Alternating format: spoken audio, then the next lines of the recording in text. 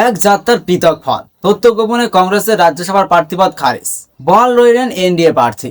এক অভিযোগে এক রায়, অন্য অভিযোগে অন্য রায়। রাজ্যসভা নির্বাচনে কি প্রশ্নের মুখে সমতার নীতি? গণতন্ত্রের নির্বাচন শুধু ভোটের লড়াই নয়, নিয়মের ওপর মানুষের আস্থারও পরীক্ষা। সেই কারণে রাজ্যসভা নির্বাচনের মনোনয়ন যাচাই প্রক্রিয়াকে অত্যন্ত গুরুত্বপূর্ণ ধাপ বলে মনে করা হয়। কিন্তু সাম্প্রতিক দুটি ঘটনা নতুন করে প্রশ্ন তুলেছে। একই ধরনের অভিযোগ উঠলেও কি সব প্রার্থীদের ক্ষেত্রে একই মানদণ্ড প্রয়োগ করা হচ্ছে? মধ্যপ্রদেশের কংগ্রেস প্রার্থী মীনাক্ষী নটরাজনের মনোনয়ন বাতিল হয়েছে তথ্য গোপনের অভিযোগে। অন্যদিকে ঝাড়খণ্ডে এনডিএ সমর্থিত প্রার্থী পরিয়ার নাথনের বিরুদ্ধেও সেই একই ধরনের তথ্য গোপনের অভিযোগ উঠলেও তার মনোনয়ন বহাল রাখা হয়েছে। এখানেই শুরু হচ্ছে বিতর্ক। প্রথম প্রশ্ন, একই ধরনের অভিযোগ কিন্তু ফল আলাদা কেন? গণতন্ত্রের সবচেয়ে গুরুত্বপূর্ণ বিষয় হলো সমান নিয়ম। যদি তথ্য গোপন করা মনোনয়ন বাতিলের মতো গুরুতর অপরাধ হয়, তাহলে সেই নিয়ম সবার ক্ষেত্রে সমানভাবে প্রযোজ্য হওয়া উচিত। কিন্তু এখানে দেখা যাচ্ছে এক ক্ষেত্রে মনোনয়ন বাতিল, অন্য ক্ষেত্রে মনোনয়ন বহাল। প্রশ্ন উঠছে কোন অভিযোগ গুরুতর এবং অন্য অভিযোগকে গুরুত্বহীন বলে ধরা হলো কোন ভিত্তিতে?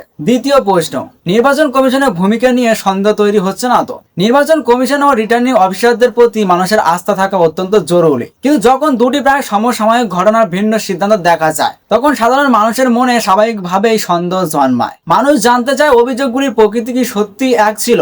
যদি এক না হয় তাহলে পার্থক্য কোথায়? সেই পার্থক্যের ব্যাখ্যা কি জনসমক্ষে দেওয়া হয়েছে? কারণ স্বচ্ছতার অভাবই সন্দেহের জন্ম দেয়। তৃতীয় প্রশ্ন, রাজনৈতিক পরিচয় কি সিদ্ধান্তকে প্রভাবিত করছে? এটাই সবচেয়ে স্পষ্টকাতর প্রশ্ন। কংগ্রেস অভিযোগ করছে তাই প্রার্থীদের ক্ষেত্রে কঠোরতা দেখানো হয়েছে। অন্যদিকে বিরোধীরা প্রশ্ন তুলেছে, এনডিএ সমর্থিত প্রার্থীর ক্ষেত্রে কি অতিরিক্ত নমনীয়তা দেখানো হয়েছে? এই অভিযোগ সত্য কি মিথ্যা তা তদন্ত ও নথি বিশ্লেষণেই স্পষ্ট হবে। কিন্তু এমন প্রশ্ন উঠছে, সেটাই গণতন্ত্রের জন্য উদ্বেগজনক, কারণ নির্বাচন প্রক্রিয়াকে দলীয় পক্ষপাতের ঊর্ধ্বে থাকতে হয়। চতুর্থ প্রশ্ন, গণতন্ত্রের নিয়ম বড় না রাজনৈতিক সুবিধা? যদি কোনো প্রার্থী সত্যি তথ্য গোপন করে থাকে, তাহলে তিনি যে দলেরই হন না কেন সমান ব্যবস্থা হওয়া উচিত। আর যদি অভিযোগ ভিত্তিহীন হয়, তাহলে মনোনয়ন বাতিল হওয়া উচিত নয়। কিন্তু মানুষ যখন দেখে একজন বাদ পড়ছেন, অন্যজন রয়ে যাচ্ছেন, তখন স্বাভাবিকভাবেই প্রশ্ন ওঠে, নিয়ম কি সবার জন্য সমান, নাকি রাজনৈতিক অবস্থান অনুযায়ী তার ব্যাখ্যা বদলে যায়? পঞ্চম প্রশ্ন, জনগণ কাকে বিশ্বাস করবে?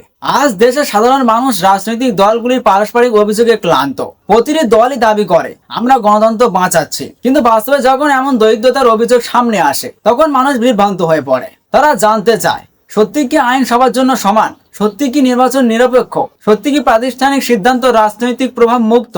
শেষ কথা, গণতন্ত্রে শুধু নিরপেক্ষ হওয়া যথেষ্ট নয়, নিরপেক্ষ দেখাতেও হয়। কারণ মানুষের আস্থা হারালে নির্বাচন প্রক্রিয়ার বিশ্বাসযোগ্যতাই প্রশ্নের মুখে পড়ে।